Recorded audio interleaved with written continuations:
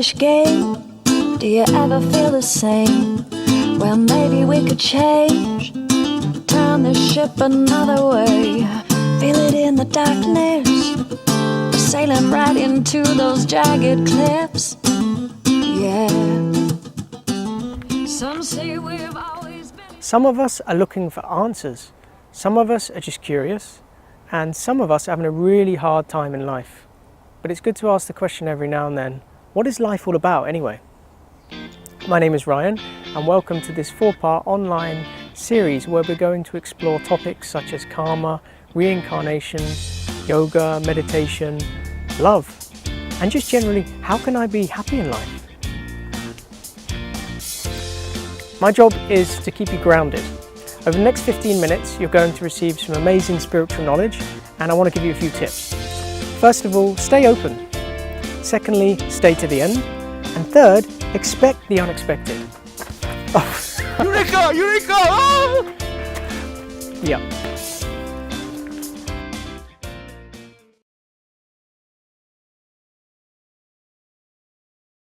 A famous poem entitled "The Paradox of the Modern Age," the author writes, "We have taller buildings but shorter tempers. We have wider roads but narrower minds. We have more medicine but less health. More experts but less solutions. We've conquered outer space, but we're grappling with inner space. We've multiplied our possessions, but reduced our values." It's very interesting because the world we live in has great amounts of technological advancement, economic development. We have more entertainment outlets than ever before. But are people happier? Are we experiencing more well-being? Do people actually have a sense of inner satisfaction? That's where spirituality comes in. We used to think that IQ was the key to success. We measured intelligence quotient, one's ability to analyze and process data, thinking that led to success and prosperity. Later on, social scientists realized that not only do you need IQ, but you need EQ, emotional quotient, the ability to handle your own emotions, relate to people in positive, progressive ways, deal within challenging environments. Nowadays, in addition to IQ and EQ, people are increasingly talking about the need for SQ, spiritual quotient. Spirituality and spiritual quotient is the ability to see the bigger picture, to question why. Why am I doing the job I'm doing? Why have I set certain goals in my life thinking they'll make me happy? Why is the most important question. So much of our life is based around the hows and the whats. But spirituality is all about taking a step back, seeing the bigger picture, questioning why, and with the help of wisdom literatures and wisdom teachers, trying to find deeper answers and trying to make a conscious direction in our life, which will bring much more happiness and contentment. One of the most important and also most overlooked questions in life: who am I? It seems like an incredibly simple question, but the answer to this question is the key to happiness. Most of our lives we live outside in. Our sense of identity, our sense of who we are is so much shaped by the opinions of others, by the expectations of society, by the pictures of success painted by the mass media. And in the midst of all of that noise, have we actually found out who we really are? Instead of living outside in, the wisdom traditions of the world tell us to live life inside out, to first understand who we are in reality, in substance, in essence, and then build our goals and plans for life based around that understanding. When we look to the wisdom traditions of the world, one simple truth runs home in each one of them. That each one of us are spiritual beings on a human journey. These bodies and all the labels that go with them are simply temporary external identities. But we are all actually indestructible sparks of consciousness animating these bodies. We're not black or white, tall or short. We're not even man or woman. We're all actually eternal spiritual beings connected to a supreme spirit.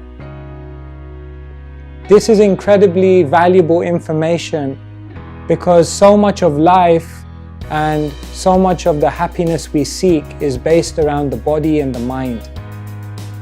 When we take a step back and realize that those are simply external coverings, and if we actually want to find happiness, we have to feed the soul, then we actually experience a much deeper sense of contentment and satisfaction in our life.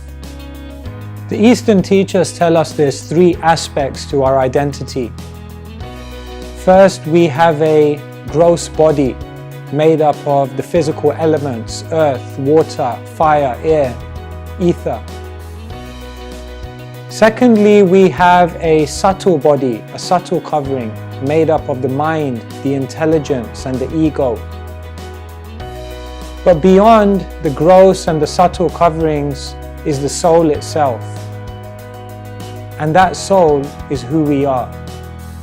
It's not that we have a soul, we are the soul. And as a soul, we temporarily possess a subtle and gross body. But our identity, our real self, is beyond the gross and the subtle, entirely spiritual. In this course, we'll be discussing ancient teachings based on Vedic texts, which are from ancient India. The foremost of those texts is known as the Bhagavad Gita. Dating back 5,000 years and written in Sanskrit, it's an epic conversation between Krishna and Arjuna. Arjuna is a warrior faced with existential dilemmas, difficult decisions, and Krishna, as his trusty charioteer, gives him wonderful wisdom to open his eyes to the bigger reality of life. The Bhagavad Gita is a theological and philosophical classic. Over all ages, millions of people have gained incredible inspiration from this text. The insights are logical, rational, concise, clear. They don't just appeal to one's faith or belief or sectarian tradition, but are universal truths which help us to access the deepest mysteries of the universe. The Bhagavad Gita's scope is huge. It covers topics from religion to relationships, science to sociology, leadership to lifestyle management.